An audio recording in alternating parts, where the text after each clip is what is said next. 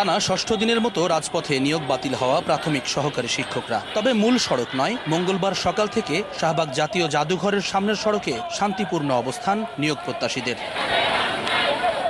একই নিয়োগ প্রক্রিয়ার প্রথম 2 ধাপের সুপারিশপ্রাপ্তরা প্রায় বছর খানেক আগে কর্মস্থলে যোগদান করেছেন। গত 18 নভেম্বর ঢাকা ও চট্টগ্রাম বিভাগের তৃতীয় ধাপের 6531 জন সুপারিশপ্রাপ্তদেরও দেয়া হয় নিয়োগপত্র। স্বাস্থ্য পরীক্ষা কিংবা পূর্ববর্তী চাকুরি থেকে পদত্যাগপত্র জমা নেওয়া হয়েছে মন্ত্রণালয়ে। তবে একটি রিটের পরিপ্রেক্ষিতে তাদের নিয়োগ বাতিল করেন উচ্চ আদালত।